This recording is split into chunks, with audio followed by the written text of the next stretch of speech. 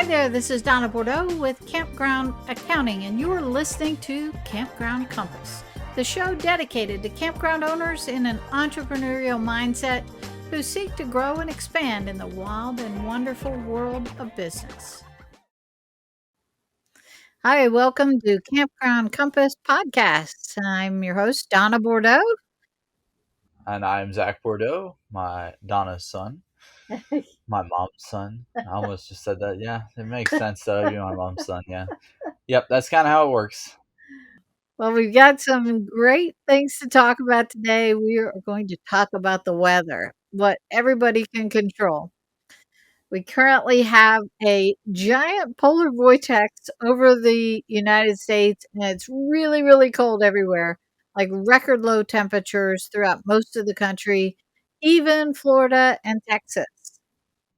Yep, we're currently in pretty close to the southernmost point, or so they say. It's debatable, but we're in the Florida Keys. As you can see behind us, if you're watching on YouTube, it is pretty windy here. It's been a little bit nippy this morning. It was kind of cold, about 58. 58. Yep. So But not the the rest of norm. the country is a lot colder than Yeah. that. But figuring yesterday it was like 72, it is pretty chilly. But as you can see, we're camping here at beautiful Blue Water Key RV Resort down in the Florida Keys. So we're experiencing this campground, and as we've done for the past, 5 years, 6 years? Five I or don't know, six, I'm not something sure. like that. Yeah. So yeah, it's a beautiful little site. We got a tiki hut. Maybe we'll record one outside if the weather changes. Um, so yeah. And we always say, like, what's the weather? Why is it so important? Well, the weather in camping is the biggest nemesis we got in that it affects the experience that everybody has. You all remember a time probably when you're camping and it was cold and rainy, and you always remember a time when it was beautiful and sunny. Yeah. So it is a part of the inherent experience that's offered by campgrounds. Yeah, that's one of the big things I remember from going out west was it was hot. I remember Gila Bend, Arizona. We went and it was like I don't even remember 100, like 112, something like that. Yeah, Ridiculously hot. crazy. We had to have like a wagon to carry Dixie. I don't know if she's still in the frame. Yeah, she's back there She's back behind there me. behind you. But we had to have like a wagon to carry her because she couldn't walk on the ground because it was just too hot. So yeah, it was hot there. And what was it? Poisonous toads? Yeah. Something like that there. Now you're They had wishing for some of that heat. two on call snake wranglers at all times. Yeah. What? So, but that was pretty fun. I remember going to the pool there, being kind of cooled off. And I Yeah. remember we left early in the morning because it was just so hot. Yeah. But yeah, I remember that one. And I remember plenty of places where it was frigid, freezing cold. That's just one story that kind of comes to mind from camping. But as you can see, the weather does really affect some of the stories, especially if it's super hot or super cold. But the the one thing about Gila Bend was it was a good stop. It was a nice pool. They did a lot of great things to, obviously they can't change the weather, but they did a lot of great things to improve the weather as it was outside. And I also remember a time when we were at Ocean Lakes in Myrtle Beach, and it was pouring down rain. And at the time, we had a pop-up camper. So it poured down rain, and then the next morning, it was frigidly cold and windy right off the ocean. And I remember when it was really rainy, one of the big issues we had was there's the 3 of us all cooped up inside this little tiny camper. And, people first get tested and I can imagine if you had 3 or 4 kids in a small camper, it's pretty tight in there. You're usually just in there planning to sleep and not planning to have a whole entertaining weekend in there. So, tensions get high sometimes when you get a lot of people inside of a camper and it's rainy or if it's really cold. Yeah, there's nothing worse than a whole family cooped up in a little RV. Yeah. It can be terrible, but there's a lot of things that you can do to fix it and still make that experience really great for your guests. Right. So, we wanna talk a little about some of the cold weather things that you need to do as a campground owner and some things that you can do to kind of ease that pain of it being so cold. So, first of all, we've been watching. I'm on a lot of different Facebook groups with RV groups and just people who are RV campers throughout the country. And starting about 3 days ago or 4 days ago, when the weather pattern was starting to be more publicized to everybody, oh my gosh, the number of questions about what do I do if it's going to be too cold for my pipes? What do I do to protect myself? Do I need a heated hose? Do I unhook the water? Should I turn a heater on in my barn where my camper is stored? Amazing number of questions about the cold weather and how it affects RVs and campers. So, one of the big issues that we see is freezing pipes and the water. Water is a big element here. So, you want to make sure that you've got good information for your guests. So, obviously, you need to understand the ramifications too for your plumbing. With the water, do you need to shut off water? Is it going to freeze your pipes? Is it going to freeze your camper pipes? Um, you want to put out some information on that. So, looking at um, your seasonals, if you have seasonals versus short termers, there's some different ramifications there. Most people who are short term stays are actually in their RVs. So they're going to know that they need to water a little, they need to run some heat inside or get some heat under the belly of the camper to keep those pipes from freezing. But seasonals pose another question. Some seasonals are there and some aren't. You don't know if they know.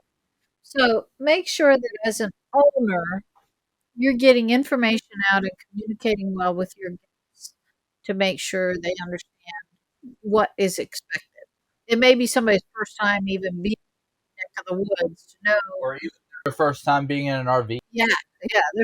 There's a lot more of that happens than you would think. Yeah. There are a lot of people who are first timers, or even people renting an RV have no idea what they're supposed to Yeah, do. yeah, American. Yeah. Yeah, And I read a Facebook post the other day that kind of teetered on that question of what should my maintenance team be aware of. So I want to take a moment to stop on this because this could be a really important critical piece. It was a situation where a maintenance team shut off the water to a camper because there had been a complaint of some maintenance issue that something needed to be fixed. And then they turned the water back on when they were done. The guy who owned the RV was out for the day, came back, and now he says his pipes froze because they turned that water back on. And there's some controversy about who's responsible for the repairs. So, the first thing I'll suggest is your maintenance team needs to be highly aware if they're going to touch anything on your side of the world that affects that camper. So, be careful not to ever have your maintenance team shut off the water, shut off the power to any RV without the owner knowing, or turn those on. yeah. Do not let your maintenance team do anything that will create a big lawsuit because this could make you lose a ton of money. Right. And reputation is everything too. So if this one guy posed the same question on an RV board and people start figuring out where and understanding it, you may have some other backlash too.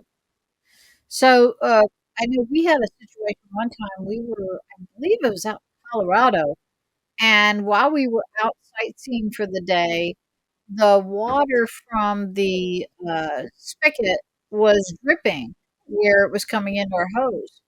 And so the campground maintenance team shut off the water because it was dripping. Well, we came back and our hot water was on. And if there's no water going into your hot water heater, you can burn those up. So we were not very happy that they took an action on the campground side that would affect our rig, our RV, or our camper. Um, you could burn those up really easily. Yeah, and that can make you lose a ton of money as well because Obviously, you don't want to have to pay for those repairs, but those are easy things Yeah. that that are easily preventable. And sometimes it's just a matter of that maintenance doesn't understand the full awareness of what that means. Also, electric is a really big one. We actually have a sensor in our RV that tells us if the power ever goes out, whether somebody physically shut it off or it went out, because we have 2 dogs in our RV. You could kill somebody's dogs, or a person could be in there, or whatever it would be. Um, you wanna be really careful about electric in the same situation. Hmm. Yeah, and if the AC goes out or if something like Or that the heat. goes out, the heat. I mean, especially when it's cold, if the heat goes out, that can be terrible. Um, and nobody, even just like a small thing, nobody wants to get back to their camper at like, say they're out at like a comedy show or something, they get back at 10 o'clock at night. They don't want to be walking into their camper when it's freezing cold. Yeah. You know, they don't want to have to walk into their camper and it be like 30 degrees. And again, they could have dogs or cats or lizards or rabbits or anything in there. Um, Cockroaches, you pet can't kill leopard, them. lions, Yeah, yeah. you know. So, yeah, the long and short of that is please make sure to instruct your maintenance, your work campers, whoever would be in that role, that they should be super duper careful about anything that could affect that camper. Um, so turning off or on any utilities, always make sure the camper owner is aware. And this is another really good reason. Most times when I register, we got to give a cell phone number. So what would it hurt to just call them and say, "Hey, I see a drip outside your camper. Do you know what might be causing that, or what can I shut it off?" They could have called us, but they didn't. So take the utmost of care. You want to care for your guests, their property, and you don't want to create any undue liability that you don't need to. Yep. So moving on a little bit, here is a way that cold weather can increase your propane sales 10 times. Yes, if you fill propane on site, please be prepared for these kinds of weather situations and make sure that you're communicating with your guests to make sure that they check their propane and that if they need any refills, give them plenty of time to come down and get that, or if you drive around with it, whatever the situation is for propane refills. Also, communicate to them early on that this is coming because everybody's always last minute. And, right now, this we're filming this on Christmas Eve. So, for example, if you're normally closed for Christmas, obviously, most campground owners want that day to celebrate with family, but maybe you have one person who puts in a couple of extra hours and says, "Our propane refills are gonna be open for this certain window of time on Christmas Day or Christmas Eve, day after Christmas," to make sure that everybody's covered. And there's nothing wrong with having a little premium on that propane sale now as well, especially if it's on a time when you normally wouldn't even be open, Yeah. and you've gotta have somebody come in and do that. And don't be scared to raise your prices when it's colder. We talk about dynamic pricing for campgrounds in general, but another thought is dynamic pricing on like certain items like propane. Yeah. When the demand goes up, you got to raise the prices. Yeah, and people are afraid of gouge pricing. We've all heard that term when a hurricane comes or tornadoes come. We're not talking about gouge pricing. There really is no gouge pricing anymore. It's supply and demand. Um, and your people do have an alternative. They can go without or go someplace else to get it, but you're offering an extra added convenience in that you're right there. It's okay to charge for that. That's okay. Yeah.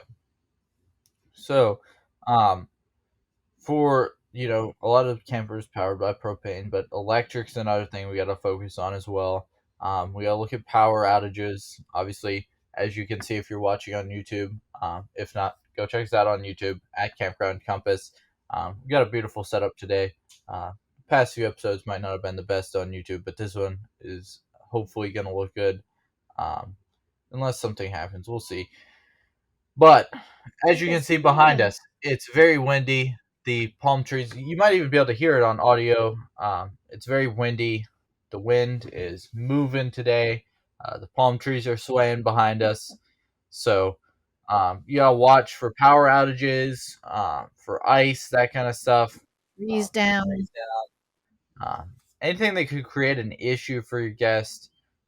And think about if this does happen, even though hopefully it won't. We all pray that it won't. But if it does, what are you going to do to solve it? How will they stay warm? How will your people continue to have electric? And also, a lot of campgrounds have generators on site for different purposes, any kind of machinery or something like that. Um, Obviously, bigger motor coaches and some of the fifth wheels have onboard generators, but a lot of the smaller RVs do not. Campers, travel trailers don't generally have any sort of onboard generator. So perhaps you can rent out your own generator to help warm up some of the other RVs, get them some electric, even if it's just temporary to boost that up to keep their pipes from freezing, give them a little heat in there. So look at resources. Can you rent out generators? It's another source of revenue again. People are when tough times hit, we all come together to make sure that everybody has the best situation possible. And if you've got generators in your campground, why not think about renting them out? Or if you know of other people in your community who may have extra generators that you can bring in and rent out, that may be another source of revenue. Yeah, renting generators can be another source of income. But not only that, but they can also show your guests that you're willing to go the extra mile for them. And it's a great opportunity to have great customer service in your park. Absolutely. And one other just kind of a safety warning. We always want to take safety into consideration in this too. Be careful of people with space heaters. It never fails. You always see in the wintertime, somebody's got a space heater they pulled inside that's not supposed to be operated inside, or they left it on. Be extra careful, or they plugged it into a surge protector that they shouldn't have. Be extra careful to help make sure that all of your park guests understand the dangers of having the space heaters that might be quite up to code. Keep them safe too. Yep. So, we talked about in the RV, um, and we talked a little bit about activities, but pools and hot tubs. A lot of parks have those. For example, a splash park at Creekside in Savannah, Creek Georgia. fire. Creek Fire, sorry, Yeah. in Savannah, Georgia. It froze. Um, I'll Pretty try to odd put up a scene. picture on the Facebook page and Instagram page um, of this, so you can kind of get an idea of what it looks like. But yeah, that's kind of wild that that And thing froze. for the people in the north, they're thinking the pool is open in December? No way. That's stupid. We winterize our pools. We empty them out. Well, in Savannah, Georgia, there is no off season. They've needed pools. So Southern Florida, Texas, Southern Georgia, we're gonna have pools still open, and these temperatures are just unprecedented. They just normally are not happening. Even Miami and Naples area are gonna be in the 30s and 40s. Uh, Most people have pools at their houses. They would never ever winterize. So, it's not. It's a really weird situation.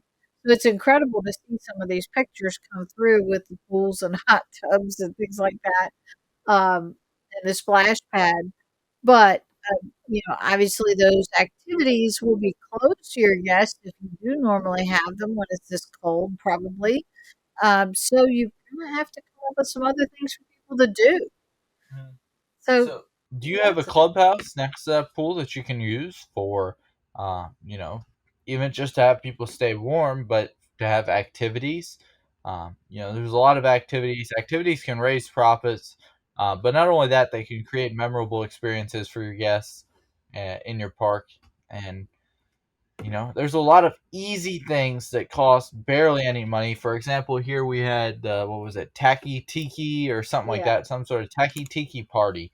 And it was a real simple thing. They just did a bunch of games over at the clubhouse, and they brought like cupcakes and yeah, um, little drinks and stuff. But it wasn't nothing big, but it was fun. It was fun for the whole family, as they yeah, say. yeah. Yeah. And if you have a clubhouse area, you can also take advantage of. We talked about the family being cooped up and tensions running high. Get them out of that camper for a little while. Get them out there socializing, talking to other people, commiserating with other people. And it's helpful to just get people out of small spaces and let them know there's other people out there to meet and greet. One of the big things we do when we're out camping is we're talking to people from all over the country, people from different places, and you meet a lot of people. It's fun to get to talk to people and learn their Yeah. experiences. And it's great to get different perspectives on certain ideas, talking about whatever, about even just like camping, like how it's different up there than it is here. We here there's a lot of people from Canada that are snowbirds that come down here. It's great to get different perspectives on that, and other things like what's going on in Canada. How's Canada doing? Things Yeah, like that. Just yeah, simple things. It's good to get out and talk and socialize with people that aren't just from your area, that are from all over the world and all over the U.S. yeah. So And that can be a great way to level up experiences. We've met people all over the country in different places. And if some of them, actually, there was a rig here that when we first got here, I walked by it and I was like, I just saw that somewhere. Where did I see that rig? It looked really familiar. It had an LSU plate on it, and I couldn't figure out where. So I stopped. The guy was outside. I stopped and talked to him. Here he was at the campground we were at before we came here. So you never knew who you were going to meet. It's a small yeah, world in essence. yeah, And let's talk a little bit more about the activities and getting out. Okay, so maybe you didn't have anything at all planned, and a lot of campgrounds don't actually use their clubhouse much at all. It's pretty much a building that doesn't have anything going on. Um, Now is the time. Let's pull up the stops. Let's see what we can do. So, a couple of potential ideas we're coming up with. What if you had a pizza and movie night, or a movie and popcorn night? mhm. Even Yeah. if What? if you've got costs involved with it, don't hesitate to charge a buck or two or $5. If you're gonna have pizza, come on down. $10, we'll give you pizza and a movie. And at the end of the day, that kind of stuff is generally worth it, because it creates not only something for your guests to be excited about, but it also creates an experience, and gets your guests talking about you, not just to their family and friends who they might influence to come to your park, but also to, on Facebook or on Google reviews or on, all these review platforms that are so important nowadays, that you are, participating in. That kind of stuff can really get people talking about it. Another idea is to have somebody cater, like, I know at school a lot they'll have certain, like, Kona Ice will come cater and raise money for cancer, or Chick-fil-A. That's always a good one, Chick-fil-A. Except Stuff on like that, Sunday. except for on Sundays. Yeah, yep. So, I always go to every time I drive past Chick-fil-A, I'm like, "Oh, that'd be good." And then every single time it seems that it's always on a Sunday. Why is that? Yeah. it's just the time. Yeah. But you could also do, like, hot chocolate is great for when it's cold. We talked about Absolutely. ice cream social might not be the greatest for when it's cold, or a Kona ice truck, but obviously if it's nice weather outside, then that might be a good solution. But hot chocolate's great. I know a lot of times we did a live aboard dive boat in Saba, where we went from St. Martin and then we went over to Saba and St. Kitts, and every time when we did a night dive, we did 5 dives a day. And the night dives, you would come up and they would have hot chocolate ready for you up on the deck, and it would really help you warm up. So that was a great little feature. And for the adults, they had Kahlua. So they're always a way to keep every age happy. Yeah. Um, So yeah, just keep some certain things in mind about that. And other things, chili cook-offs or making soup, community soup, that kind of stuff. I know at my middle school, every year we did like a community soup pot. Um, so that's always fun. Yeah, Uh, it keeps people warm. I mean, what do you want when it's cold like outside? Hey, some beef stew, some potato soup, chicken noodle soup. yeah, good stuff. I'm not even a big soup eater, but soup always sounds good when it's cold. I agree. And another thing is having a game night. Like we talked Yeah. about the tiki tacky, whatever, some sort of party over at the Tiki Hut. Tacky Tiki Tiki Tacky, something like that. I don't know.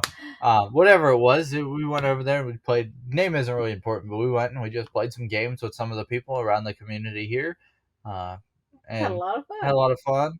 Yep. Yeah, and so like some examples of some games we have Nickel Bingo. My Uh, favorite. it's an easy game that can, be played at your campground. You can go download the Campground Accounting Nickel Bingo boards at campgroundaccounting.slash nickel dash bingo.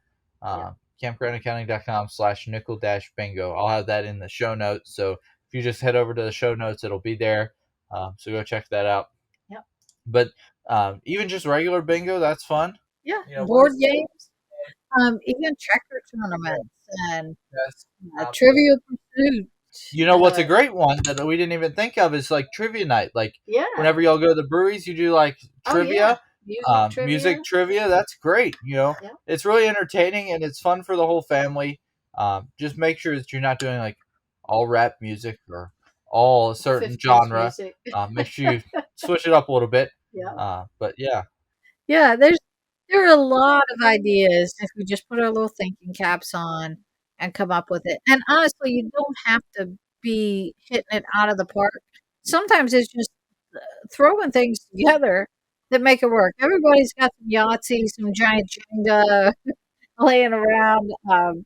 There are a ton of ways if you just set your mind to it to provide an amazing experience. It doesn't have to be costly. The experiences that all of us remember in most cases are things that were literally cheap or free. It's all about the experience and the memory. yeah, it doesn't have to be super expensive. Yeah. Yeah. And use what you already have. Like I said, use your resources. Use your clubhouse. If you have a clubhouse that you don't use that. In the summer we talk. There's a lot of times they do stuff at the pool. That's Mhm. always great. Yep. But for when it's cold, you know, Yeah. Yeah. throw up some, throw out some bingo, throw out some stuff in your clubhouse. Yeah. Simple stuff. Yeah. So there's a lot to be said for camping is all about making do with less. And these types of experiences when it's cold, we can make do with less. We got a lot of things, a lot of creative people. We can all use our ingenuity, come together, create a great event and an experience for your guests. And that doesn't have to be the same experience every single day. It can be different when different times come about. And another thing, another idea that I'll throw at y'all is like, if there's like a brewery or a coffee shop or something like that, like here, there's Baby's Coffee is right down the road from Blue Water Key. Uh, they had a meetup there, Mhm. and it's a place that you can walk to. You can drive there, but you can walk to it as well. And if there's some place nearby, maybe have a meetup there once a week, and you might even be able to convince the restaurant to, you know, give you a discount or do something like that, or do Yeah. something if you're bringing a Coordinate lot of yourself. people in there. Yeah, yeah. Yeah. So uh, that's always a good idea too, is to use your resources, see what's around there locally, and uh, do what you can do. Yeah. Get your community involved. Yep. And one last thing I want to mention. In a lot of the campgrounds, especially here in Florida, we have a lot of elderly people who basically live in the campground or are there for half the year or more. Make sure you check in on them. Make sure you've got a plan in place at your campground from a safety perspective to check in on your guests if you know you have guests who are there long term or elderly. Obviously, just makes good sense, but make sure you check in on them and have a safety plan to make sure that always happens if there's some extraordinary weather or extraordinary environmental event going on. Yeah, even if the weather is perfect right now when you're listening to this, it's always a great idea um, to kind of spark some things in the community. Have some good things going on, but also to make sure that you have your safety plans in check. If all of a sudden tomorrow there's a hurricane comes through, what are we going to do about it? You don't always have a ton of time to prepare for a big rainstorm or anything like this, and oftentimes when the electric goes out, you don't know that it's about to go out. It just goes out. So what's your plan? And what are you going to do when that does happen? If God forbid it does happen, make sure you have your plans and you're ready for the experience that you're going to have, and stay And prepared. also, we're talking a lot about cold here. You should also prepare for the opposite, extreme heat. The same things actually happen, just kind of in reverse. So make sure you have a good safety plan and a good community plan for your park. If there were to be the opposite, and hey, maybe it might be fun to think about the extreme heat today. Yeah. Yep. So make sure you have, like, for the heat. We'll go a little bit into that, but make sure you have some fans. Yeah, Fans are always good. Make sure you have air conditioning. yeah. That doesn't always happen. And make sure you have, like, Yeah, we go back to yeah, generators. generators. Yeah, get some air conditioning going. Yeah. And if you have a clubhouse, make sure that the temperature. I know that some of you might have differing opinions on who is allowed to touch the thermostat, but if it is 80 degrees outside, your clubhouse should not be 85 degrees. I'm just Yeah, telling you straight up. You got to keep it on a perfect temperature. yeah, If it's 60 degrees outside, there's no reason to have the air on. yeah, So, yeah. So get a yeah. plan in place, plan ahead now, and take advantage of what's going on your day-to-day weather and keep your people ahead of that curve rather than behind. So to stay up to date, obviously we're talking about the weather now. Obviously, it is cold outside. But to stay up to date when we do post these, make sure you check us out on whatever your favorite podcasting platform is. This is Campground Compass. You can listen to it on YouTube or on Spotify, Overcast, Apple Music, wherever you want to watch it or listen to it. But you can watch it on YouTube. Um, Stumbling over my words here a little bit, but on YouTube, it's at Campground Compass. We also have our clips channel. So if you just want to watch a little snippet, or if you're looking for something specific, Campground Compass clips on YouTube. You can also check out our TikTok, our Instagram, our Facebook, all that kind of jazz at Campground Compass. Our YouTube Shorts channel is at Campground Compass Shorts. Um, and campgroundcompasspodcast.com if you want to see any sort of other episodes or any information that we've discussed in this video. It'll all be there. You can check the show notes for any links or anything we've mentioned here. And if you have any questions, my email is Zack at campgroundcompasspodcast.com. Your email is Donna at campgroundcompasspodcast.com. And you can email both of us if you want. Hi at campgroundcompasspodcast.com. What else am I forgetting? We'll get back to you, whatever way you choose If to you want to communicate with contact me us. personally, I'm real Zach at real Zach B on every platform pretty much. You can search Donna Bordeaux on any platform. Campground Accounting. Campground Accounting, Yep. campgroundaccounting.com. I think that covers it. I'm running out of breath here. I got all these memorized now. I'm getting there. I'm getting there. I'm getting there. The first few episodes, not so much, but I got it all memorized now. So we're working on it. And also tell your friends. Yeah, tell your friends. If you got any sort of other campground owners that you know, feel free to tell them. Make sure you go write us a review on Apple or Spotify or whatever. We really appreciate it. It's what Yes. helps us grow the show. We have a thing here we call it the fee. You got to pay the fee. We don't charge any money for this show. We could be charging a ton of money for all the valuable information here, but go pay the fee, write us a review, share the show, uh, let your friends know about it, and we'll see you next time. Yeah. Later. Thank you for listening to Campground Compass. I'm so glad you joined us. Check out the show notes and more of our seasoned advice at campgroundcompasspodcast.com. While you're there, be sure to explore the archives for previous episodes. And if you never want to miss a single audio adventure in 4 season business growth, subscribe to this podcast here and on YouTube. If you like what you're hearing, please consider leaving us a positive review on iTunes. It would be very much appreciated. Friends on social media, check us out on Instagram and Facebook at Campground Compass. Until next time, stay savvy.